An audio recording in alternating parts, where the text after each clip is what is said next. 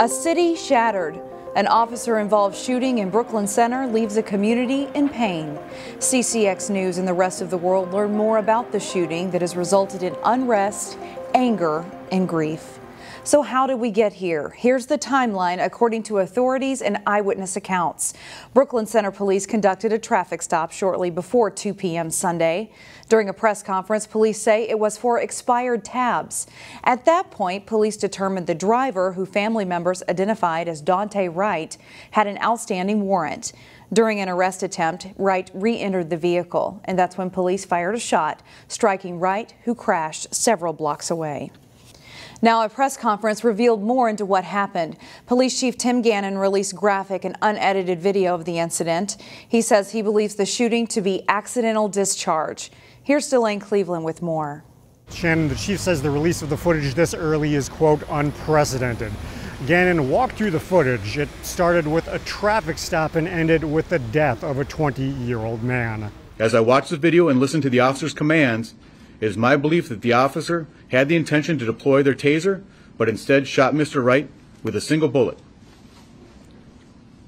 This appears to me, from what I viewed and the officer's reaction and distress immediately after, that this was an accidental discharge. The video initially showed two officers approaching the vehicle, one on each side. A black officer approached the driver's side and attempted to arrest 20-year-old Daunte Wright. A scuffle ensued. That's when we hear a female officer yell, "Taser, taser." Following that, a single gunshot was fired as Wright tried to drive away. The incident has caused deep pain within the community. Both the mayor and Chief Gannon were asked how they viewed the incident. We cannot afford to make mistakes that lead to the loss of life of other people in our profession.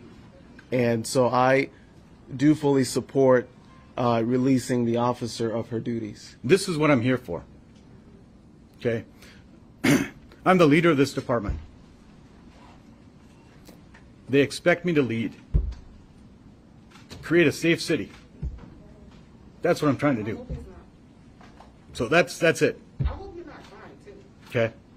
And, yeah, I'm emotional. When asked what will happen to the officer, Gannon says that he believes that there should be some due process. Mayor Elliott, however, believes that the officer should lose her job. Reporting in Brooklyn Center, DELANE Cleveland, CCX News.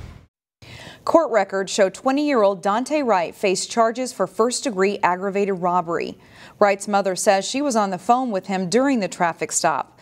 According to the Associated Press, she was able to hear police say, "Daunte, don't run," before the call ended. And this is the site where the shooting happened in the 6300 block of Orchard Avenue. A small memorial can be found there. A crowd had gathered there Sunday night before making their way to the Brooklyn Center police station. The officer-related shooting sparked looting and civil unrest. Numerous businesses in Brooklyn Center were hit by looters. Reporter Pafu Yang was there to see the aftermath. Earlier this morning, there were heavy police and National Guard presence here at the Shingle Creek Crossing Shopping Center. The National Guard is still here keeping the peace while businesses remain closed. At Icon Beauty Supply at Shingle Creek Crossing, every step inside consists of shattered glass and ruined products. Sad moment. Took a while to build the store. Everything was ground up. Brian Yee, the owner of Icon Beauty, says looters broke in Sunday night. He watched the damages unfold through his store cameras on his phone. I did kind of drive by last night, but it was very chaotic. So a short distance away, GameStop and UPS also vandalized, but this time there are bullet holes. Oh, it's a sad situation, especially for people that work to get their businesses going. James LEMAN owns Heroes Barbershop, which is next door to GameStop. Actually, we was out here in the parking lot kind of watching. It's a couple of people was trying to hit us, but hopefully we're kind of like just directing them off like this is our shop. More than 20 businesses were damaged. A Brooklyn Park resident expressed her disbelief as she stood looking at the destruction in the parking lot. We have to live, we have to pay bills, we have to take care of business, and this is not right. This is absolutely not right. Not at all. The resident didn't want to go on camera, but says she hopes protesters can deal with their grief in another way. I'm just heartbroken about just the way things are being handled now. It's getting to be terrible, beyond terrible. In Brooklyn Center, Pafu Yang, CCX News. Outside of the Brooklyn Center Police Station, people gathered throughout the day Monday, expressing a quiet anger at what happened. Well, we're just waiting for answers. We kind of know the result. Honestly, it's tragic that it's happened yet again in the middle of the Floyd protest. I mean, we have to do better. It's just messed up with how often it's happening, and the fact that it's actually happened this close to my home this time, it's different. It just feels different. Schools in Brooklyn Center and Brooklyn Park kept students and staff at home. They moved to distance learning on Monday. This applied to schools operated by the Osseo School District and to Brooklyn Center community schools. To give people a sense of what kind of community Brooklyn Center is, it's very diverse. In fact, it's one of the most diverse in all of Minnesota. According to recent U.S. Census figures, a majority of the Brooklyn Center population is non-white. 29% are black, 38% are white. There's also double-digit percentages of people who identify as Asian or Hispanic. About 1 in 4 in Brooklyn Center are foreign-born. It's been a hard day in Brooklyn Center. As we go to break, we'll leave you with some of the images our crew captured out in the community on Monday.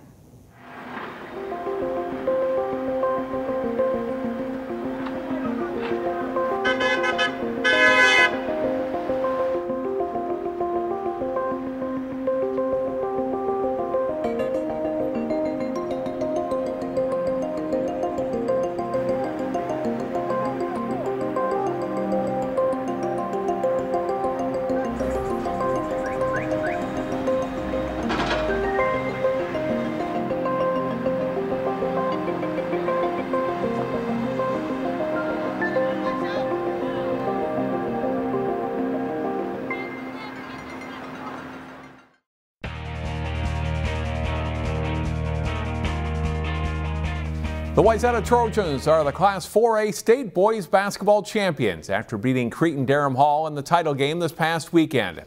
Eddie Beeninga was a big part of the Trojans' championship run, and Jason Malillo profiles the senior guard in this week's CCX Sports Spotlight.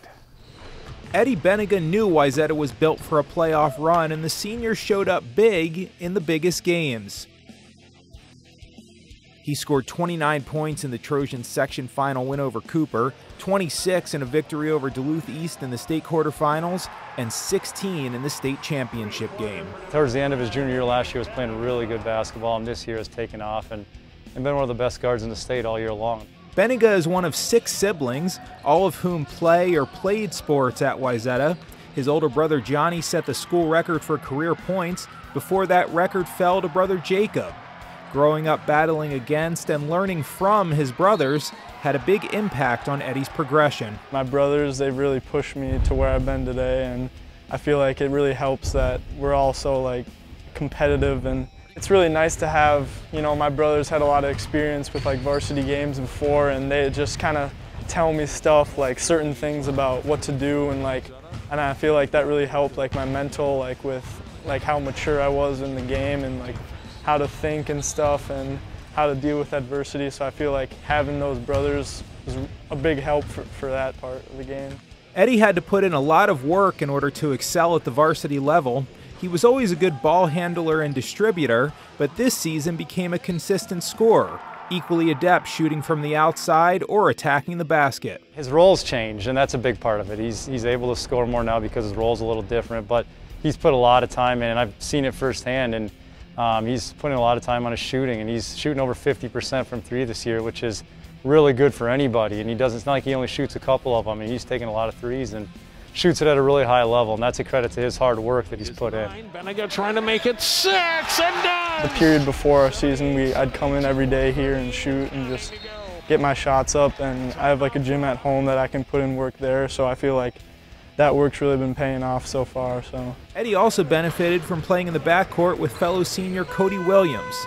Williams came up to varsity as a freshman, and he and Eddie have a good vibe on the floor. It's always good for us seniors to not only lead on the court, but lead with our voices. And I think that helps the younger guys a lot because they kind of get frustrated a little bit, and we kind of keep them and we remind them of who they are because they're capable of great stuff. So, I mean, it's great being in a senior role. Me and Eddie kind of keep everybody's head on straight. After high school, Eddie will become a student athlete at Minnesota State Moorhead, becoming the third Beeninga brother to play hoops for the Dragons. I got a lot of family up there. I mean, Johnny's living there right now after graduating from there, and Jacob obviously goes there right now. So I feel like it was a good decision for me, as their program also fits my playing style, which is nice, and I feel like it's a really competitive conference that I can do well in. So every team in every season wants to win a state title. That's the perfect ending, but it rarely happens. Eddie Beeninga and his teammates achieved that dream. Congratulations to them and the entire Wayzata basketball community. Jason Malillo, CCX Sports. Thanks, Jason. Eddie and his teammates became just the second boys basketball team at Wayzata to win a state title. The first came back in 1959. With the start of the spring sports season in Minnesota this week, we put a cap on winter sports in our final play of the week of the season. Morgan Moore of Maple Grove boys basketball had this key steal and dunk against Champlin Park in the Crimson's upset of the top-ranked Rebels in the state Class 4A quarterfinals. Morgan's play earned the top spot on CCX with 42% of the vote. Watch for the play of the week to return later this month at ccxmedia.org.